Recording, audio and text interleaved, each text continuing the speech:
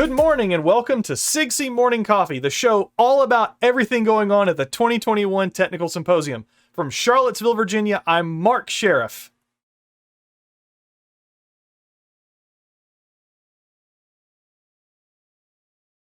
Hey Alvaro? Your camera's off. I think your camera's off. Your camera's off. I mean, I've taught Mark. enough. Yeah, this is Alvaro here from Long Beach, California. Welcome to SIGCSE Morning Coffee. Hey, I mean, I know many of us have been teaching to black squares for a while, but could you turn your camera on, please? Hello, Mark. Oh, I'm sorry. Apologize. Nice. There's a little Are you static mute? on your end? You're on mute. I I'm can't on hear mute? you. You're on mute. I'm mute. You're mute? I can't hear you. Could you check your speakers?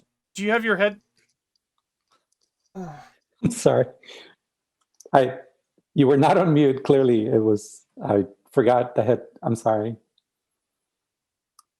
Can you hear me okay? I can hear you just fine. Okay. Can you hear me now? And I can hear you. All right. And here we go. You figure we have this down by now. You know, after however many episodes of Morning Coffee and teaching for this long. Anyway, how are you doing today, sir? It is Monday morning. Sessions start today. Keynotes start today. Yes. This is what we've been counting down to. I mean, I know we have the countdown in Pathable, but for us... On every page. For us, we've had this internal timer, right, that's been leading up to this. It's exciting. I mean, not to put behind the things that happened on Sunday, the amazing panel, the 2020 run, all the affiliate events, but today we get into the schedule itself. Alvaro, we've got the schedule on the screen right here. Why don't you walk us through what folks can expect to see today at the symposium? Yeah, Mark, we're going to get started with an amazing opening keynote by Juan Gilbert on expanding opportunities through research for societal impacts. And, you know, our keynotes were gracious enough to come back. I mean, we had them ready for last year. And Juan was ready to go on when the governor of Oregon shut us down in Portland. We are so thrilled that he and Valerie both agreed to come back for this year. Exactly. So we're really looking forward to this, and I hope the community, tunes in and makes, here's a great things from Juan.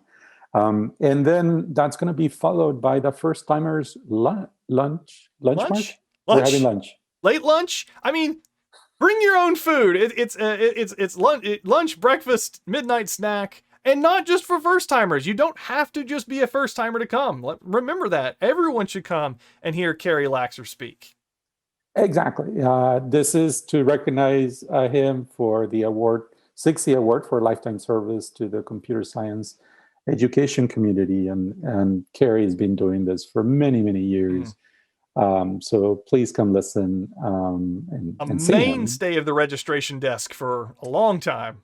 Right? Yes, indeed. And then we get into the technical part of it, the paper sessions and everything. Have you looked at the schedule? Is there one that you wish you could attend? I know we're going to be behind the scenes trying to, put out anything that might be, preventing somebody from getting to it, but we look forward to a successful, event. Things have been going really well so far with the workshops. Yeah, it's weird, isn't it? Because if we were on site, we would be running around room to room, just kind of peeking in the back. And here I can sit here and just click on each of the different agenda items and pop in. Although I think technically because we have admin privileges, we might show up on the panel. So we might need to be a little bit more careful about jumping in and out of rooms, the chairs. But everyone else, go check out everything that's going on. First off, make sure you don't miss those supporter sessions at 3:00. Google, Codio, NSF, and Microsoft all have sessions today about a host of different stuff. We can't thank our supporters enough. Make sure you patronize their booths, you patronize those sessions and see what they are all about. And oh my gosh, birds of a feather sessions. a highlight for so many people at the technical symposium, right? But we've always had them at 5 o'clock and 6:15 on the Thursday night, and you're trying to wrap up that last one so you can run to the reception and pick up a small plate of whatever it happens to be. Is we have some sort of ritual of trying to find food that evening. It's obviously a little different this year, but because program was able to spread out the BOFs over 3 days and over these multiple slots, you can go to 6 birds of a feather sessions this year. That's awesome. It is, and each flock you only have to choose between one and out of 5 of them. Certainly much better odds.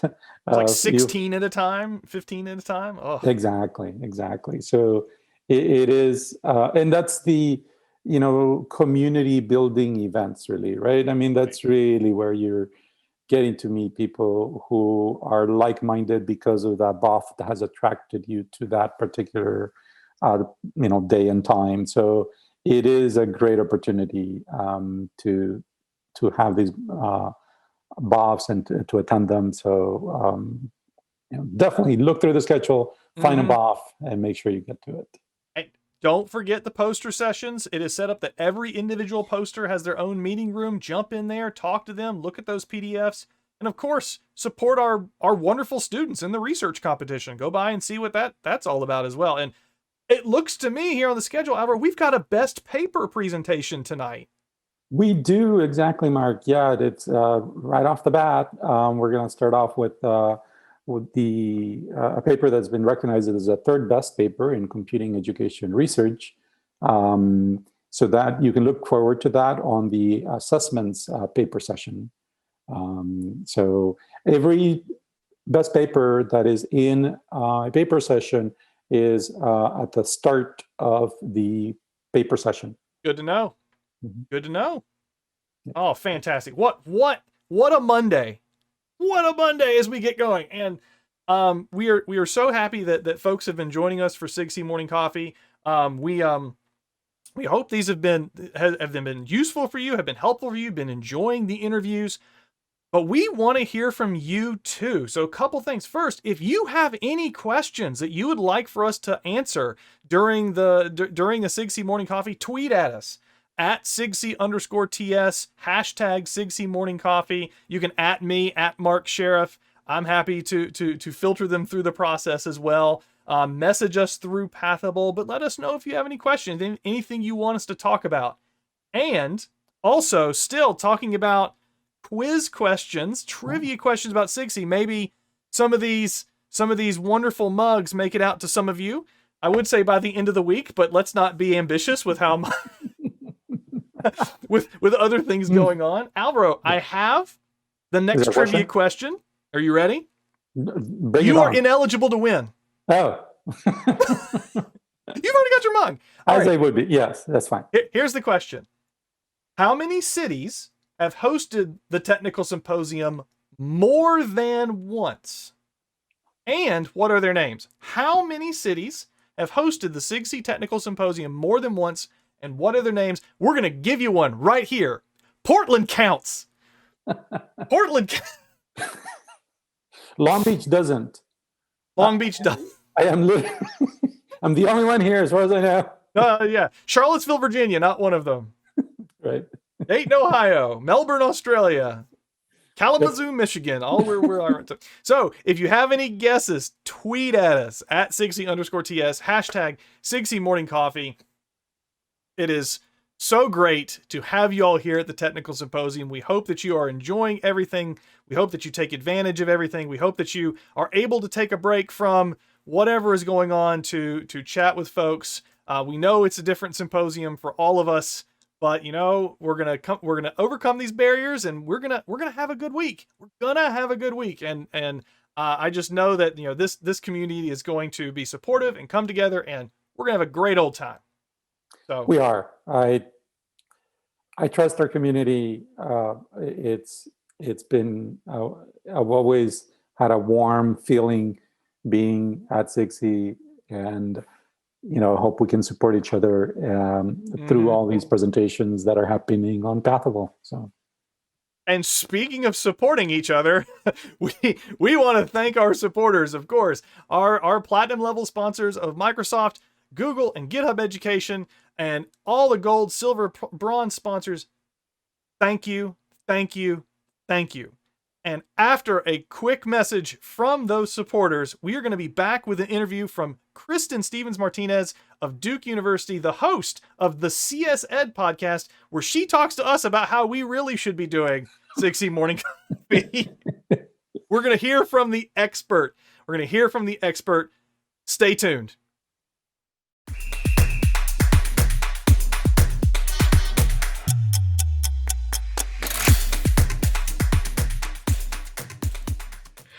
Welcome back. Joining us now from Durham, North Carolina is Kristin Stephens-Martinez, Assistant Professor of the Practice at Duke University and the host of the CS Ed podcast. Kristin, welcome to SIGCSE Morning Coffee. How are you today? Thank you very much. I am good. So for some of our viewers who might not be familiar with the podcast, I'm hoping that you can just tell us what it's all about. So the CS Ed podcast is a podcast, as it says in the title, and it's basically geared towards those who are interested in computer science education. And the focus for me, at least when I'm making the podcast, is what can people learn from fellow computer science educators or just educators in general that they could apply practically within their own classroom. Sounds good. I've listened to some of the episodes and they really are intriguing to hear from just all the different people you have. It's been great. So what sparked the idea for the podcast? And also, like, why a podcast? I mean, was there something about the format that attracted you? So probably the biggest reason why I made the podcast is I wanted it to exist. That's probably the biggest thing. And the reason why is way back when I was first thinking about it, I had just gotten into podcasts and I was listening more and more to various podcasts. And it hit on me, I could are there any education ones? And so I was searching for some education ones, found some on more K through 12 than anything else. And then a nice education public policy one. And I also love podcasts because I am not as much of a music person where I don't listen to music as my default when I need to just if I'm going for a walk or if I'm driving. And, back when we commuted by driving, podcasts were perfect because it was a way of I could learn something and I would be entertained while I was driving and it wasn't music. And let's face it, sometimes you get sleepy when you're driving and a podcast is much better at keeping me awake than some music that I can easily tune out. So podcasts were great for that. And so after I'd looked through from education ones, I was there's no computer science ones. And I'm not super surprised, but at the same time, kind of surprised because as computer scientists, we're hopefully the most tech savvy to be able to figure out how to do this. And so that's kind of was the start for me of going I want this to exist. How do I make this exist? Will this be difficult for me? And so I decided to, first off, just lower the barriers, all the barriers I could think of to entry, which for me meant, does Duke has resources for this? Is there a workshop I could attend and all of that kind of thing? And what's funny is that there actually is quite a few faculty on Duke campus that produce their own podcasts. And I found some interesting ones actually just through that. But it was the resources in the sense of learning how to be a podcaster were all geared towards students and never fit my faculty schedule. So I literally had to go to the director of the person who runs these podcast workshops and go can I take you out for coffee? Can you explain to me how this works and give me an idea? Was there morning coffee? Actually an afternoon coffee. Oh, okay. Well, that works too. Go ahead. And she gave me some great advice. The favorite piece of advice that I got was don't make it feel like it will be a never-ending podcast. Pick a number of episodes and make that a season, then stop and ask yourself, do you want to do that again? And I was that was excellent advice. It also got me to not think I'm going to do episodes for forever and I'll do 10. She's oh, no, 10's too many. Fewer of them. And here's an idea for budget. And so that was how it started. And then I was all right, I really like this idea. And then I applied to the SIGCSE special project grants because I was I'm not going to do this pro bono. I want to feel I can pay myself because I strongly believe people's time is worthwhile. And so I was I should pay myself and follow that value. And I need to make sure I can pay for a producer because I was not going to do it myself. I was like, I don't have time to learn how to edit audio, how to make audio sound good. Like I don't have any of that time. So I need to hire someone to do it. And then I committed. It's like, okay, I'm going to submit this special project. And if I get funding, that means I'm going to do it. Like, and if I don't get funding, then I guess I won't do it right now. And then I got the funding. So I was like, okay, now I have to figure out the actual work to do this. And that was the start of season 1. So one of the things that you would have had to figure out at that point was who you were going to interview. So can you, for those who haven't had a chance to listen to the podcast, tell us who some of the guests were and also how you went about choosing them?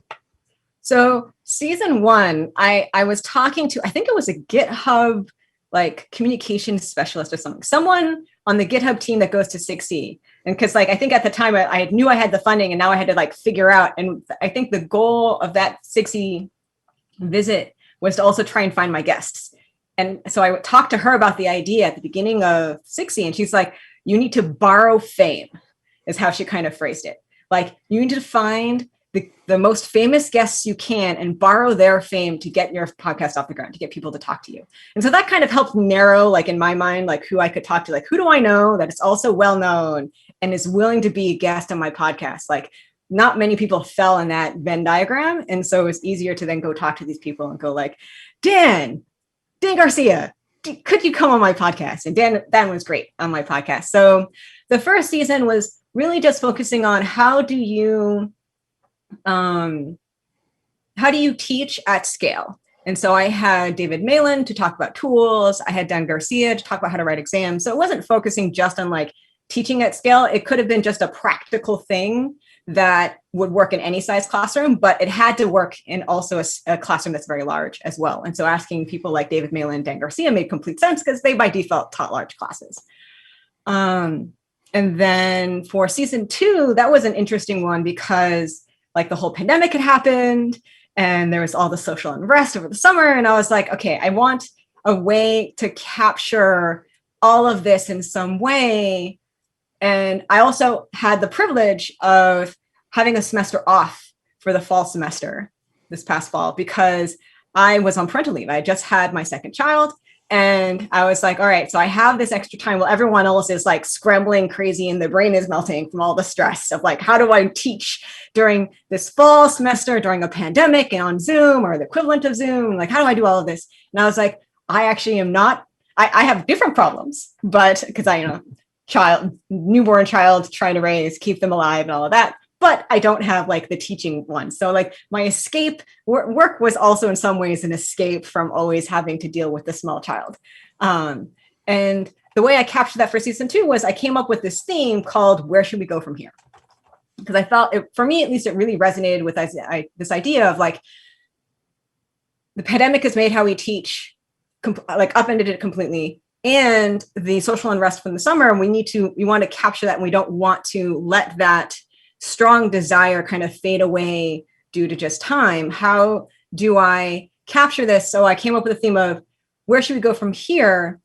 And the goal then for that season was to talk to people and not just focus on a particular topic, but also try and be practical. And so for both seasons, I usually have the same set of questions for every single guest for the second half after we have our conversation about our main topic. And for season 2, it was, what can I do right now?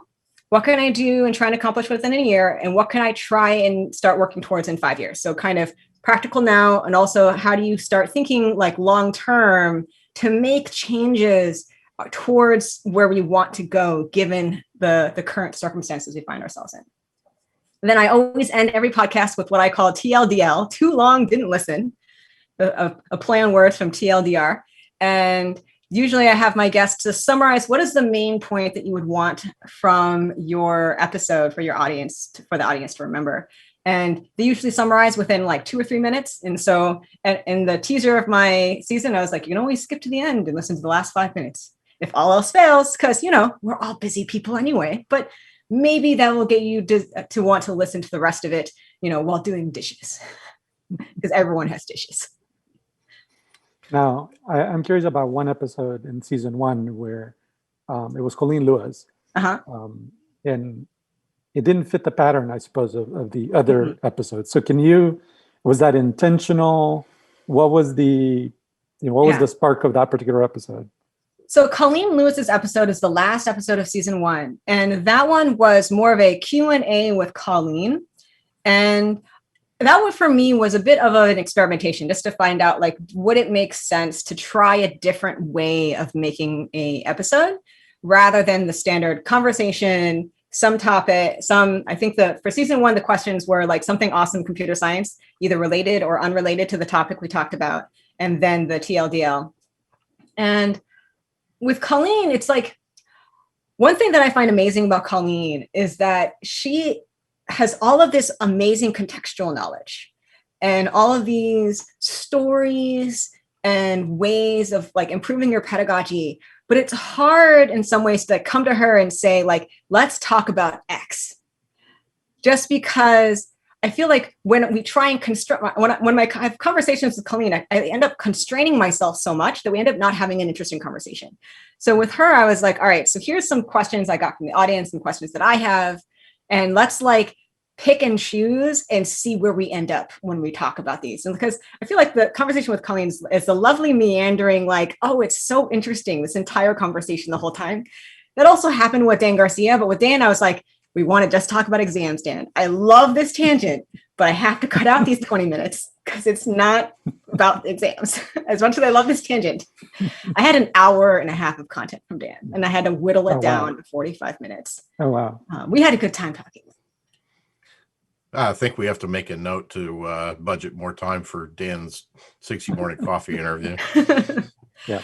But Dan's amazing at talking, as I said. Like he has these amazing topic sentences and then like colors it in beautifully. And then you're like, there's nothing I can cut out from this whole section unless I cut the whole section out, which in some ways is great and like is frustrating. In some ways it's great because then you're like, well, I don't feel guilty. I have to take out the 45 minutes. So I don't feel guilty taking out this 20 minutes because then I can keep these other amazing like things that he talks about.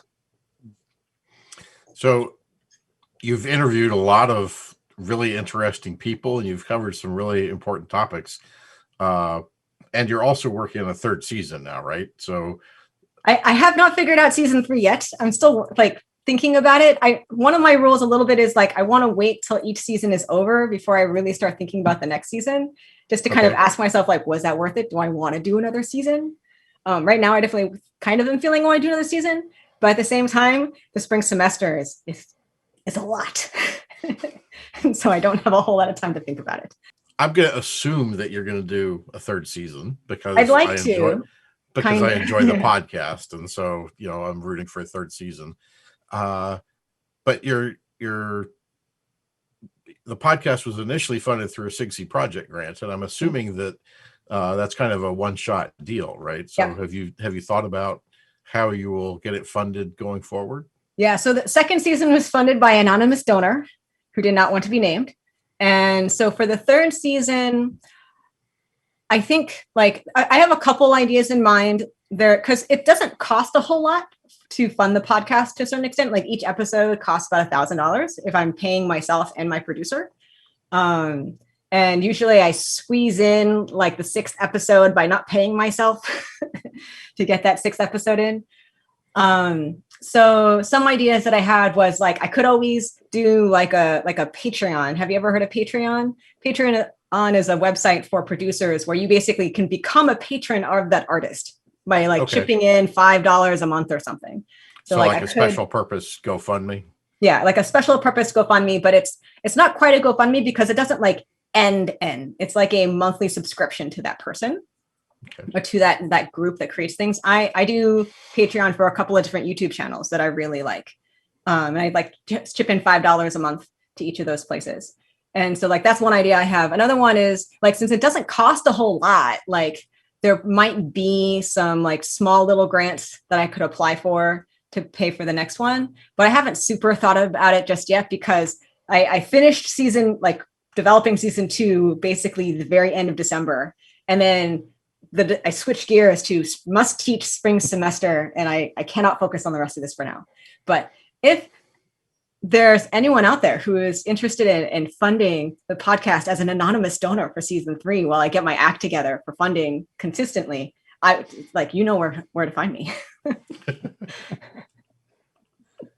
And I was wondering if we can do a TLDW with you. Too long didn't watch. Okay. And so, but really, what would you like people to take away from the conversations you're hosting in the podcast? So I think the biggest thing I'd want you to take away from my podcast episodes is something practical that you could apply to your teaching, either in that moment or like that day, you could potentially try doing that thing. Or it could be something to consider for the next time you teach that class, or like, you listen to it in the summer, you can start thinking about how would you apply this to your fall. Like I'm a huge fan of being super practical of like, what can I do right now? Like, that's why in my season 2, I literally, one of the questions was, what can I do right now? And I loved how some of my guests, I think it was Joe Feldman for the Grading for Equity episode, and he had a fascinating point where he's like, here's one idea. Like, first off, try small. I know academics like to do plan these grand plans and like launch the whole thing. And I'm like, yeah, that's so me. I do that so much. And he's like, no. One little change for one homework. And I was like, oh, I can do that. Like I can do one change for one homework and like do that right now. And so that's probably one of the biggest things. It's like, what can you, like something practical that you can do right in that moment. And also the second thing that I want people to learn from my episodes would be just to think more nuanced about their teaching and to have it be a place to reflect a little bit on what you're doing. Because I think, when we're stressed or when we're stressed for time or something, we go on autopilot, which is perfectly fine because it's a great coping mechanism to be able to just go on autopilot and say to yourself that the students were fine last semester when I did it this way. The students will be fine this semester when I do it this way. And I do the same thing. But in that moment while you're listening to the podcast, you can reflect and ask yourself, right now is fine. What can I do better? Can I start thinking in more nuanced ways? And some of the conversations I had were really transformative to my own thinking of how I teach. Like reading the book Grading for Equity, I was like, oh my goodness, I can never go back. Like I need to figure out how to apply this to my class. And right now I'm co-teaching 2 classes with the same person, and we together manage about 500 students. And for me, it's fascinating because one of the classes is relatively new and the other one is very old. Like it's our CS2 class. And that class is full of tradition, but kind of in the like tradition kind of way. And I'm like, well, do we have to do it this way? Like, do we have to like, and I had a moment of like recognizing, like, okay, this is something I would like to change, but this is not a hill I have to die on right now. Like I will leave the syllabus this way, or I will push the syllabus a little in this direction towards more equitable practices, but I don't have the time to try and fix it right now. But like I think in the past, I would have just like let it go completely and said like, I'm not going to deal with this right now. I'm going to like focus on a different part of the class I can improve. But now I'm more like have been nudging it, at least like I'm at least going to nudge a little bit in the direction that I want it to go, rather than let it go completely when I get pushback of like, let's do something radical. At first I was like, tiny penalties if they're late for 3 days. And everyone's like, no, if you make it worth nothing for being late, they'll submit it, always submit it late. And I'm like, all right, fine. 1% penalty, not 5, 1%, like something tiny in there. And it just, it took a little bit of effort, but yeah. So I think those are the 2 biggest things that to summarize again, TLDW, the things I would want you to get from my podcast is first, something practical that you can do now or potentially like close in the future. And the second part, it would be to just have a moment to reflect about your own teaching and in hopes that it would get you to start moving forward and improving your practices more and more over time. The nice, like, 30-second summary. And if I can say, I mean, I love how in the words that you just said, linked, at least in my mind, 2 episodes, which is equitable grading and systemic change. Of the guests that you've had in your podcast. The systemic change one was, I'll reveal a secret behind that one. That was the second recording. The first time we recorded. This was the interview with Leanne. Yeah, with Leanne DeLicer from CS for All. And so to mention, by the way, CS for All, it's like Leanne DeLicer will be in a panel on Tuesday with me and 2 other of my guests, Manuel and I'm always bad at pronouncing Manuel's last name, even especially when it's off the top of my own head. Yes, thank you. I'm sorry. I'm sorry, Manuel. I practiced for the episode at least. And then I also will have Nikki Washington. And for our panel, we'll be talking about more equitable practices and how do we improve diversity in computer science. But so Leanne's episode, that was the second recording, because the first recording, my audio was horrible. Like it was the worst audio you could imagine. And I didn't know, because like from my headphones, it sounded fine, but from the recording's perspective, it's horrible. So I had to like do this email of shame and tell like, Leanne, my recording is so bad and there's no way my acting skills are good enough to be able to like act my way through my side of the conversation. Can we record the episode again? And she graciously agreed. And that episode, we recorded it again. And I feel like the second version was better just because like in the first one, I learned more what systemic change was, but I didn't really understand what she meant, I think. And in the second one, like there's a moment in the episode, I think about halfway through, where I'm like, oh, I get it now. Like this is a problem. Like, and this is not my problem that I can fix by myself. Like I get it now why I need to look at the system rather than just try and change my classroom. And it's like that epiphany didn't happen in the first episode. So I'm kind of glad we did the second try, but it was also like, I'm so sorry, Leanne, I've wasted your time the first time around. So you mentioned the panel for the viewers. What's the name of the panel and when is it happening? All right. So my panel is Where Should We Go From Here? Eliminating Inequalities in CS Education, featuring guests from the CS Ed podcast. And it's Manuel Perez Quinones, Nikki Washington, and Leanne DeLicer, who were episodes 1, 3, and 5 for the podcast. And then in the chat, actually, I already went to Pathable and put all the links to their episodes in the chat as a way for people to like easily click in and be able to go and watch or listen to, well, not watch, listen to the episodes that they would like to listen to. Because I was like, well, if I want to lower the barriers of entry, I'm going to make this as easy as possible for people to listen to the episodes before they come to the panel, which is once again on Tuesday at 1 p.m. Eastern time. Well, I, for one, am looking forward to that. And one last question for the viewers so that they know how they can listen to your podcast. What's the correct name and where can they find it? So the podcast is on most podcast platforms. And so you can just search for CS Ed Podcast or the CS Ed Podcast. For some reason, the is sometimes important. You'd think sorting algorithms would know better by now, but oh well. And you should be the first hit. If you can't find it, you can go to the website, which is at sites.duke.edu/CSED podcast. And you can listen directly from the webpage for them, as well as there's a link on every episode to download the MP3. So you can just have it directly on your own preferred device and you can listen to it however you please. Well, thank you for that. And it's been a real pleasure talking to you, Kristin. Thank you for coming on the SIGCSE Morning Coffee.